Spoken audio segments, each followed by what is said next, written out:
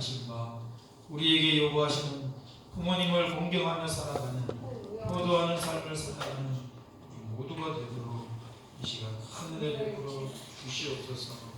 감사하며 예수님의 이름으로 기도 올려옵니다. 아멘. 5월달 가정의 달을 맞이해서 우리가 지금 지난주는 어린이 주일로, 오늘은 어버이 주일로, 또 다음 주일은 교사 주일로, 그 다음 주일은 부부 주일로 이렇게 지켜갑니다. 인사 한번 하시겠습니다. 저 얼굴 많이 어둡지요? 머리를 조금 제끼면 좀 밝아질라고요. 사랑합니다. 존경합니다. 우리 한번 인사하시겠습니다. 시작. 사랑합니다. 존경합니다. 네, 진짜 사랑하고 존경합니다. 마음을 안 닫고 그냥 말만 하면 가다가 말라버려요. 말을 재미나. 근데 이것이 진심을 담아서 이렇게 말을 하잖아요. 그러면 실제로 그 듣는 사람의 생각과 마음에 자극이 됩니다. 갑니다. 우리는 왜 그런가 하니까 영의 동물이기 때문에 우리의 마음과 생각이 말에 포함이 되어 있는지 그냥 근성으로 하는지 한번 알아차립니다. 이게 하나님이 주신, 우리에게 주신 어떤 그 분별력이에요. 진짜 마음을 담아서 사랑합니다, 존경합니다, 이런 그런 인사를 다시 한 번만 더 해보고 생각하도록 하겠습니다. 시작. 사랑합니다. 존경합니다.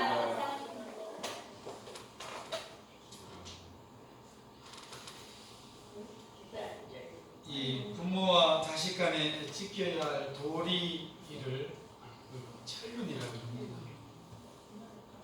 그래서 하늘이 맺어준 사이이기 때문에 반드시 지켜야 될 도리가 있는데 그 어떤 관계보다도 중요한 관계이기 때문에 그래서 우리는 철륜이라고 그러는데 이 철륜을 지키지 못하면 짐승만도 못하다 그렇게 이야기합니다. 그런데 오늘날 보면 이 철륜을 저버리는 그런 일들이 비일비재하게 우리 주변에 나타나고 있습니다. 이게 얼마나 안타까운 일인지 모르겠습니다. 그러다 보니까 효도라는 개념도 점차 희미해지고 사라져가고 있는 것이 사실입니다. 너무나 안타까운 일입니다. 우리 믿는 기독교인들에 대해서 또 세상 사람들이 바라보는 잘못된 시선 가운데 하나가 기독교인들은 불효자들이다 이렇게 이야기를 해요.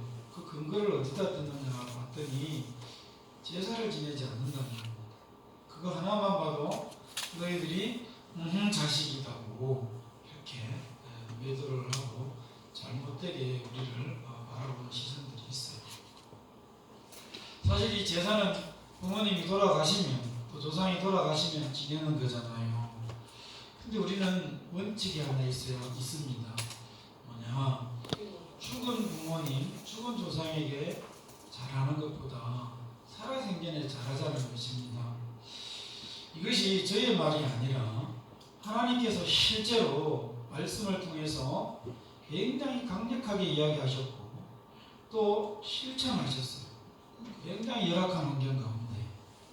그래서 기독교가 성경을 읽고 성경을 배우고 그 말씀을 가지고 살아가는 성도들이 사실은 세상 사람들이 바라보는 것처럼 그 불효자들이 아니라는, 또 그것을 가르치는 종교가 아니라는 것이죠. 오히려 더 살아생전에 죽어서 상다리 부러지도록 치이지 아니하고 살아생전에 부모님에게 또 어른에게 그 공경하고 효도하는 것을 강력하게 말하고 있고 또 그것을 보여주고 있다는 것을 오늘 우리가 먼저 살펴본 후에 또 효도에 대해서 한번 나눠보도록 그렇게 하겠습니다. 먼저 하나님께서는 내 부모를 공경하라 그리하면 네 하나님 여호와가 내게 준 땅에서 내 생명이 길리라 라고 이야기를 하십니다. 그러면서 10계명을 인간들에게, 사람들에게 주시는데 그 중에 제5계명이 보면 내 부모를 공경하라라고 말씀을 하고 계셔요. 모든 하나님이 주신 계명들을 613가지로 이렇게 정리를 할 수 있는 거예요. 그 중에서도 가장 상위 개념이고 어떠한 개념이 뭐냐면 바로 십계명입니다. 근데 십계명을 이렇게 봤더니 내용을 분석해 보면 4계명까지는 하나님과 관련된 계명이요, 5계명부터 10계명까지는 사람과 관련된 계명인데, 사람과 관련된 계명의 제일 첫 번째가 뭐냐 하니까 내 부모를 존경하라 라고 말씀하고 있습니다. 이것은 굉장히 하나님께서 강조하신 것입니다. 뒤에 이어서 살인하지 말라, 간음하지 말라, 도둑질하지 말라, 내 이웃의 것을 탐하지 말고 빼앗지 말라라고 말씀하신 것보다도 가장 우선적으로 내 부모를 공경하라라고 말씀하신 것은 그만큼 부모를 공경하지 못하는 죄가 살인이나 도둑질이나 간음이나 이웃의 것을 탐하는 그 어떤 죄보다도 크다라는 것을 하나님께서 말씀해 주고 있습니다. 이게 하나님께서 내 부모를 공경하라라고 말씀하신 것이 얼만큼 하나님께서 강력하게 말씀하신 것인가라는 것을 오늘 이 시간 다시 한번 깨달으시길 바랍니다. 이렇게 말씀하신 하나님께서 말씀만 해놓고 던져만 놓으시고 그럼 가만히 계셨느냐? 아닙니다. 그 하나님께서 말씀하신 그 하나님께서 실제로 이 땅에 오셨습니다. 우리는 예수님으로 우리는 믿어요. 그 예수님께서 하나님이시잖아요. 오셔서 이 효에 대해서도 얼마나 우리에게 실천하시면서 강조해 주셨는지 모릅니다. 예수님께서 십자가를 지셨어요.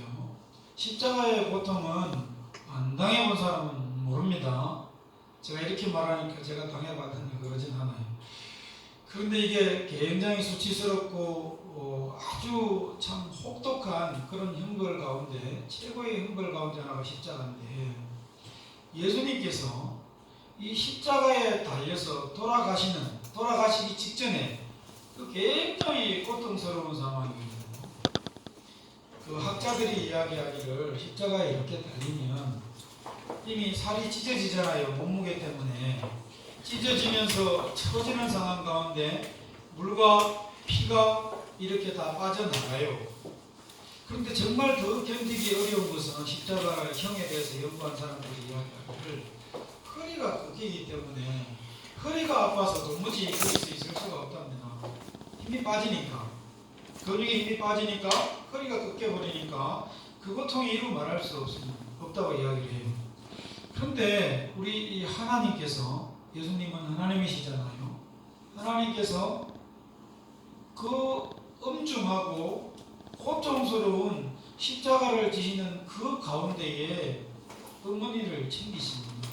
뭐라고 챙기시는가 하면, 예수께서 자기의 어머니와 사랑하시는 제자가 곁에 섰는 것을 보시고 십자가 위에서 바라보신 겁니다. 자기 어머니께 말씀하시되 여자여 보소서 아들이니이다 이렇게 말씀하시고, 또 제자에게 뭐라고 말씀하시는가 하면 보라 네 어머니니라 이렇게 이야기합니다. 그때부터 그 제자가 자기 집에 모시니라 이런 말씀이 나오거든요. 그러니까 그 고통 가운데 굉장히 처절한 그 죽음 앞에서 처절한 고통 가운데 있는 예수님께서 누구를 바라보시면서 챙기십니까? 어머니를 챙겨요.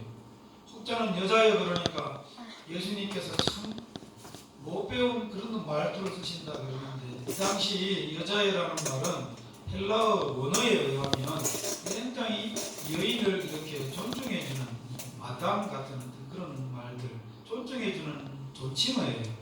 그런 존칭어로 이 여자여라는 말을 쓰신 거고요.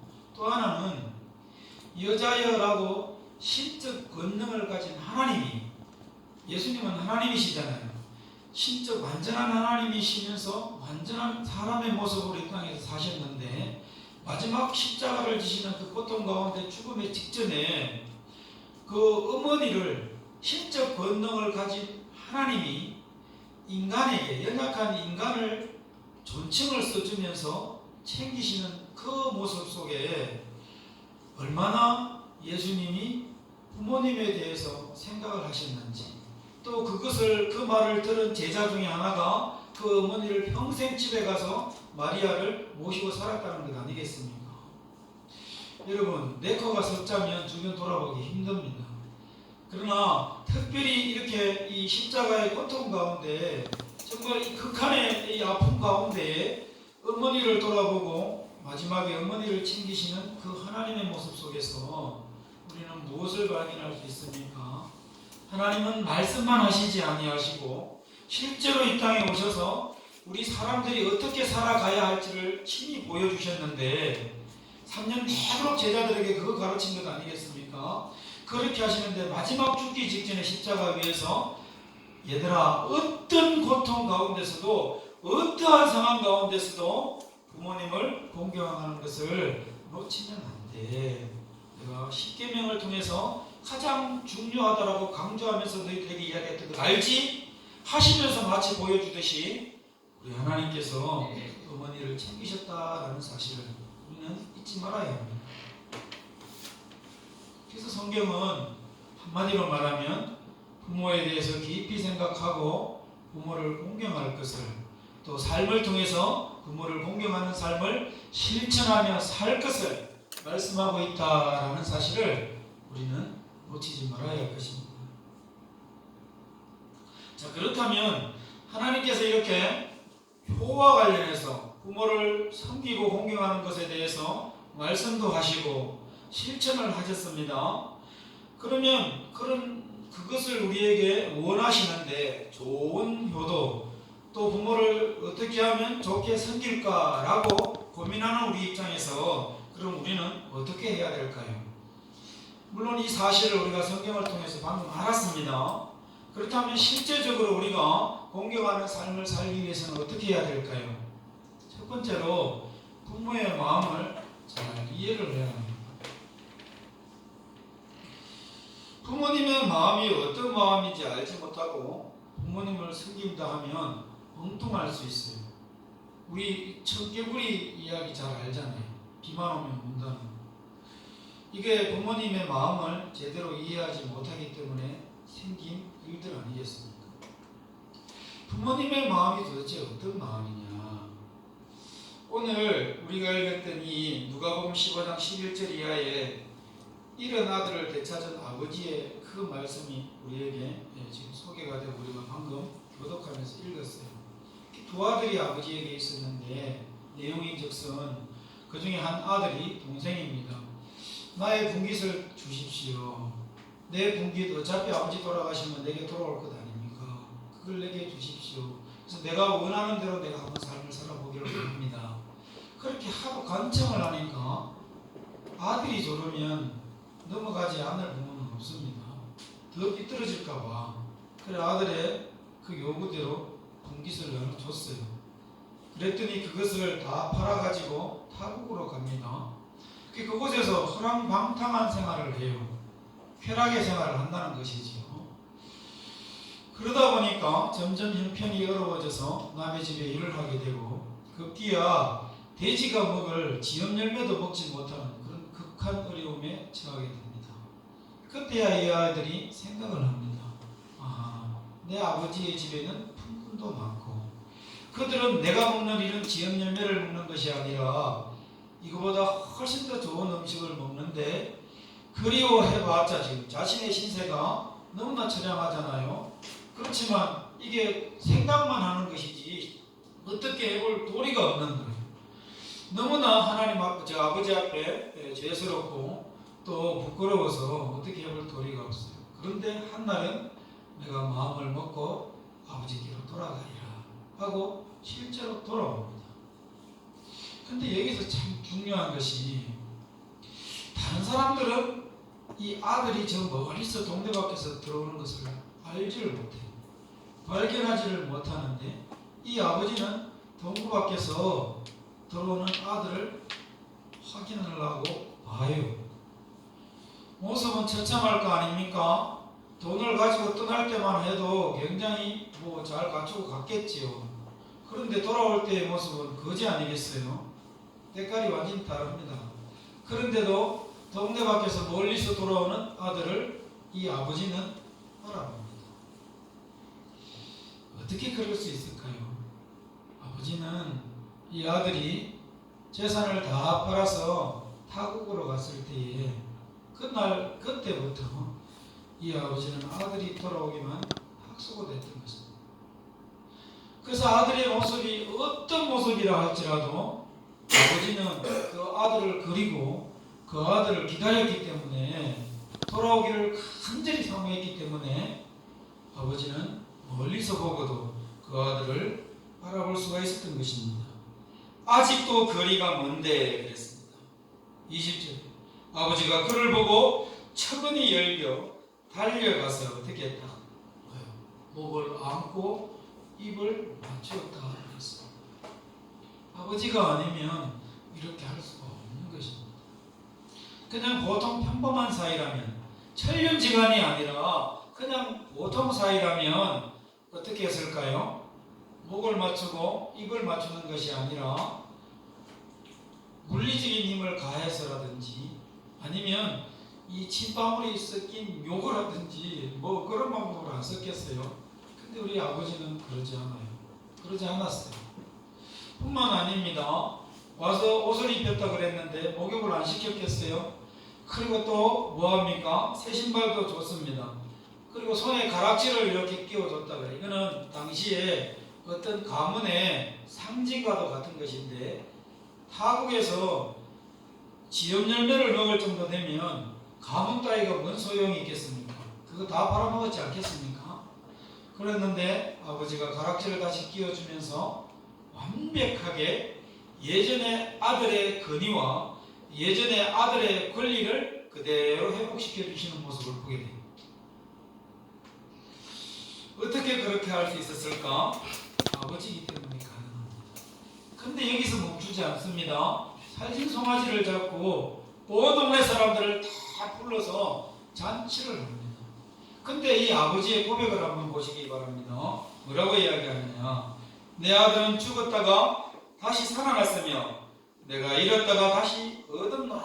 그렇게. 사실 이 정도 되면 아버지에게는 수치입니다. 우리 예전에 추석 때나 설날에 이 예지에 나갔던 형제들이 막 돌아옵니다. 형들이 돌아오고 누나들이 돌아와요. 제가 어릴 때 그거 잘 기억하고 있어요. 그래서 어느 집에 누군가가 성형차를 끌고 오잖아요. 그러면 그 동네 난리 납니다. 그리고 그 엄마는 온 동네방네 다니면서 자랑합니다. 우리 아들이 성형차를 끌고 왔다고. 뭐 그것이 폰이든 폰이 투든. 그런데 아들이 나가서 돌아오지 않잖아요.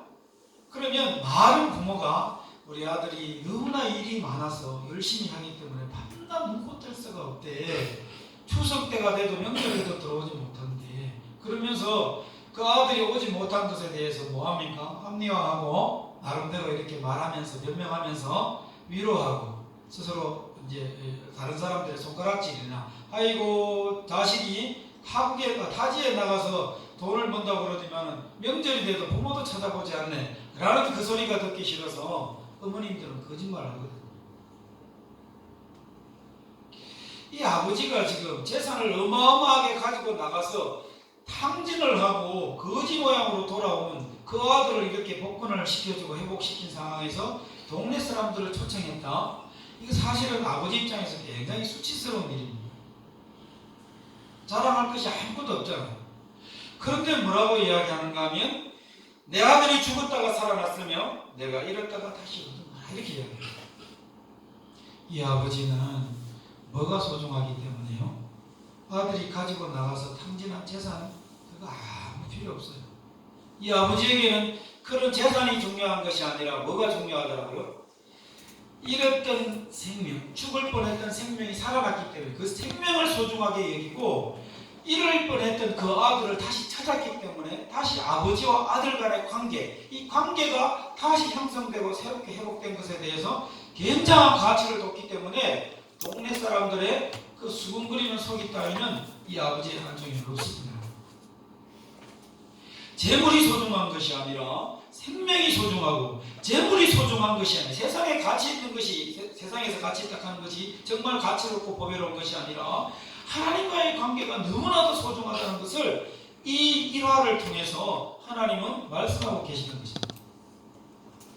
그래서 한 생명이 천하보다 더 귀하다 이야기하시고 그 어떤 재물이나 세상에 가치 있는 것보다도 생명이 살아나고 생명이 돌아오는 것이 하나님의 입장에서는 너무나 귀하고 너무나 소중하다는 것을 이 일화를 통해서 말씀해 주고 있는 것입니다. 이게 부모님의 마음이에요. 근데 하나님 그거 아십니까? 우리 하나님께서 부모들에게 이 하나님의 마음을 나눠주셨어요.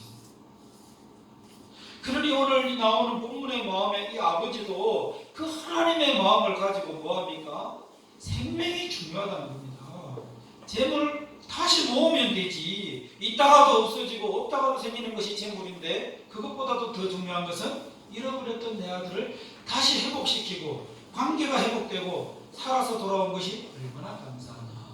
가장 살진소를 잡아서 동네 사람들과 잔치를 했던 그 이유가 바로 여기에 있었던 것입니다. 이것이 아버지의 마음입니다. 무조건적인 사랑, 어떠한 잘못을 하고 어떠한 그런 아버지의 그런 그 마음에 거슬리는 그런 삶을 살았다 할지라도 또 동네 사람이나 수많은 사람들이 손가락질하는 그런 삶을 살았다 할지라도 내 아들은 내 아들인 것입니다.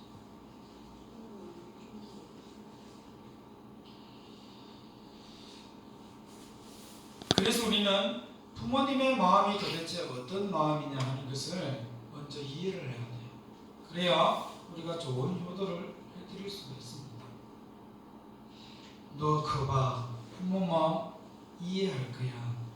그 말 우리 어릴 때 많이 듣고 자랐는데 실제로 부모가 돼 보니까 예전에 부모님이 내게 하셨던 말씀들이 새록새록 생각나잖아요. 내가 부모가 돼 보니까 자식 키울 때 어떤 마음이요, 내가 어떤 상황으로 이렇게 자식을 대하고 있는지 그 마음이 조금 이해가 되잖아요. 부모의 마음을 이해하는 것이 좋은 효도를 할 수 있는 첫 번째 사람입니다. 이것이 바로 부모의 마음입니다. 그리고 부모에게 좋은 효도를 하기 위해서 우리가 또 알아야 할 것이 하나 있습니다. 그것은 뭐냐? 부모가 정말 기뻐하는 것이 뭔가를 알아야 돼요. 열심히 내 딴에는 부모를 위해서 성심성의껏 내 나름대로 내 입장에서 내 형편에서 막 하지만 부모가 그거 싫다면 이거 아무 이게 불교 용어 한번 쓰겠습니다. 도루묵입니다. 그럴 필요가 없잖아요. 부모가 정말 원하는 것이 뭔가, 부모가 가장 기뻐하는 것이 뭔가, 이거 굉장히 헤아릴 필요가 있어요. 그래서 이 맞춤 효도를 해야 되는 것이죠. 엉뚱한 거 막 이렇게 실컷 내놓고 부모 마음은 저것이 내 마음도 모르고 이러고 하면 아니잖아요.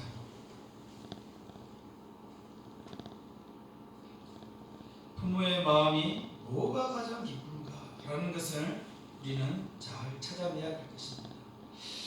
그러면 보편적으로 부모가 가장 기뻐하는 것이 뭘까요? 용돈일까요? 전화일까요? 괜찮아요. 찾아뵙는 것 괜찮습니다. 다 이런 것 다 뭐 괜찮습니다. 다 어머니 좋아하십니다. 근데 뭐니 해도 가장 중요한 것은 부모님의 말씀에 순종하는 것입니다. 부모님이 뭐라고 이렇게 해라 라고 이야기할 때에 그 말에 순종하는 것이 유찬아 어디 가냐? 굉장히 중요한 이야기입니다.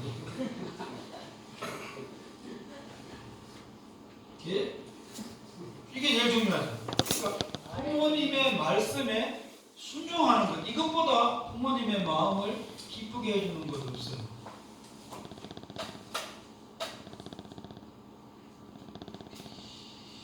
우리의 생각이, 젊은 우리의 생각이 있잖아요. 굉장히 세련됐어요. 또 합리적이에요. 또 이게 옳아요. 보편타당해요. 그렇다 할지라도 부모님은 합리적이지 않아요. 세련되지 않았어요.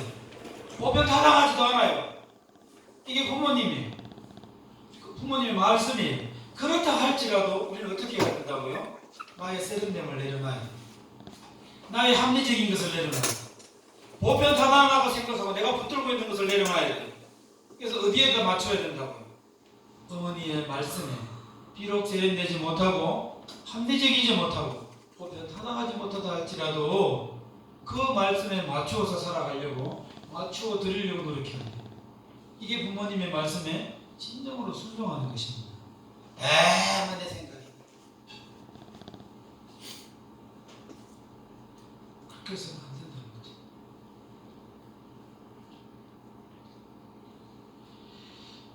왜 제가 이 말씀 드리냐면 예수님이 십자가에서 십자가를 지시기 전날 밤에 하나님 앞에 기도했던 여러분들 생각해 보십시오. 이 십자가를 지실 걸 생각하니까 예수님 입장에서 굉장한 두려움이고 부담입니다. 완전한 인간이시기 때문에. 그래서 뭐라고 기도하십니까? 할만하시거든 이 잔을 내게서 옮기시옵소서. 나 이거 십자가 지기 싫어요. 이게 솔직한 심정이 인간적인. 근데 예수님이 그 다음 기도가 뭐라고 이야기하시는가 하면 말씀하시는가 하면 기도로 그러나 나의 원대로 하지 마옵시고 아버지의 뜻대로 되기를 원하니 하이다 이렇게 이야기하십니다. 기도하십니다. 예수님의 생각이 없었습니까? 예수님의 세련되고 보편타당하고 합리적인 생각이 없었습니까? 충분한 이유가 될 만한 이유가 없었어요? 있었습니다. 근데 그러나 나의 원대로 되지 말고 아버지의 뜻대로 되기를 원하나이다 라고 예수님께서 말씀하십니다. 예수님 보여주셨잖아요. 뭐니 해도 부모님의 말씀에 순종하는 것, 이것보다 부모님의 마음을 기쁘게 해드리는 것은 없다 라는 것을 우리는 놓치지 말아야 할 것입니다. 제가 어제 마음이 참 무거운 가운데 참 무겁다니까 여러분 궁금하지요. 근데 굉장히 기쁜 소식, 제 마음이 막 너무나 후련하고 막 너무나 감동인 그런 이야기를 하나 제가 들었어요. 어느 한 청년이 일을 하고 있는데 술이 엄청나게 이렇게 드시고 돈을 떨구고 가셨습니다. 근데 그 현찰이 174만 원이에요. 여러분 같으면 그 돈 어떻게 하겠어요? 아무도 보는 사람 없어요. 네. 돌려드립니다. 진짜요? 네.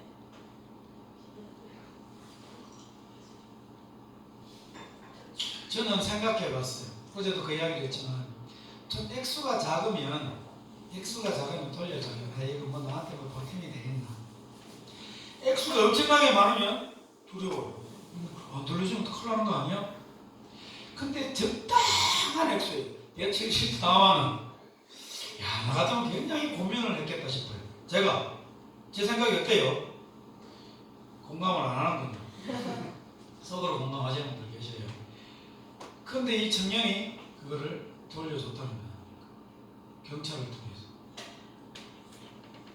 이 이야기를 듣고 있던 옆에 계시던 아버지가 흐뭇해하죠. 저도 제 마음에 마음이 무거웠는데 이 하나님이 이렇게 위로를 하시는구나. 마음이 흐뭇해요. 얼마나 좋은지 몰라요. 그 청년 말입니다. 그거를 그 사람 잃어버린 사람 마음 생각해봐요. 그거 어떻게 내가 가져요? 바로 그 마음 때문에 하나님이 너를 인도하셨고 제 속으로 하나님이 너를 앞으로 복되게 하실 거야.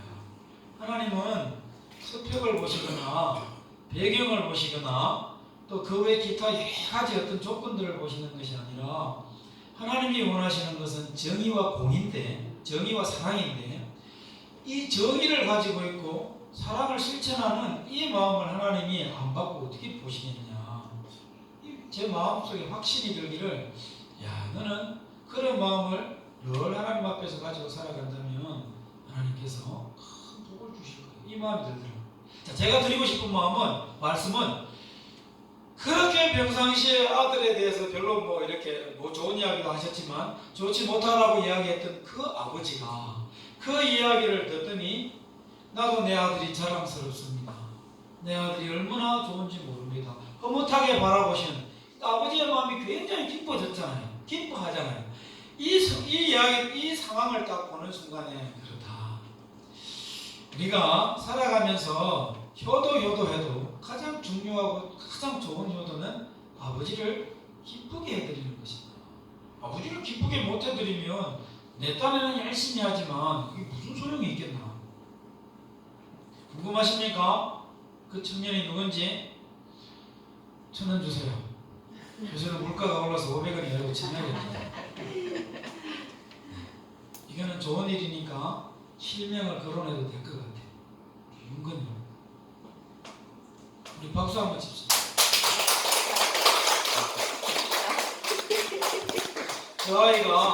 저 아이를 통해서 하나님이 어떻게 인도하시고 앞으로 저 아이에게 하나님이 복을 주고 은혜를 주실 건지 우리가 기대하는 마음으로 기대해 주시기 바랍니다. 네. 형구 자냐? 중요한 이야기야.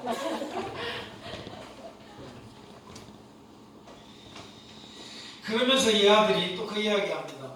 아버지, 지난주 어린이날 예배를 드리는데 옛날에 내가 어릴 때 아버지가 나한테 해줬던 이야기들을 자꾸 생각하고 그때 아버지가 내게 선물을 사주고 이렇게 어린이날이라고 해줬던 일들을 기억하면서 하니까 내가 예배를 드리는데 얼마나 눈물이 나는지 몰라요.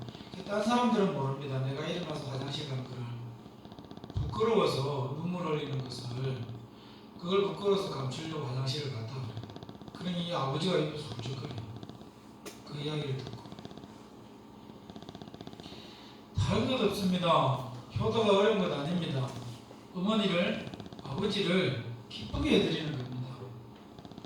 세련되지 못하고 합리적이지 못하고 보편타당하지 못하고 비상식적이라 할지라도 부모님을 생각하고 부모님을 공경한다면 그것이 그래서 부모님의 말씀대로 순종한다면 말씀에 따른다면 이것이 가장 부모님이 기뻐하는 것이요 가장 좋은 효도가 되는 것입니다. 시대적으로 효도가 많이 쇠퇴해져가고 퇴색해간다라고 선생님 말씀드렸습니다. 오늘 예배하는 우리부터라도 기독교인들부터라도 제대로 부모님을 생각하고 하나님께서 강력하게 말씀하시고 그 어렵고 엄중한 그리고 정말 고통스러운 상황 가운데서도 부모님을 챙기시는 실천하시는 그 하나님의 말씀을 우리가 들었습니다. 이 사실을 기억하고 부모님의 마음이 어떻다라는 것도 오늘 말씀을 통해서 우리가 들었어요. 그리고 부모님에게 가장 좋은 효도가 도대체 뭔가까지도 오늘 기쁘시게 해드리는 것이다. 말씀을 순종하는 것이다라고까지 우리가 오늘 말씀을 함께 나누었어요.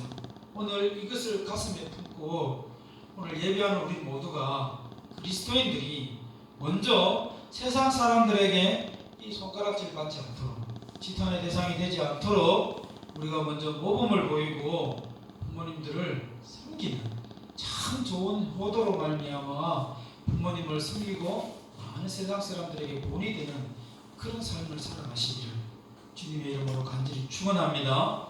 그럴 때의 말씀에서처럼 네가 이 땅에서 생명이 길리라라고 말씀하셨습니다. 이 복을 다 받아 누리시기를 주님의 이름으로 간절히 축원합니다. 아멘. 네. 하나님 아버지, 내가 이 자리에 있는 것은 또 살아가는 것은 하나님의 은혜요 나를 낳아주신 부모님의 은혜임을 고백했습니다. 이 땅에 나를 보내주시고 지금 이 자리에 있게 하신 그 하나님께서 얼마나 효도에 대해서 강조하시고 실천하셨는지 보았고 또 그 마음을 이해하고 어떻게 하는 것이 부모님이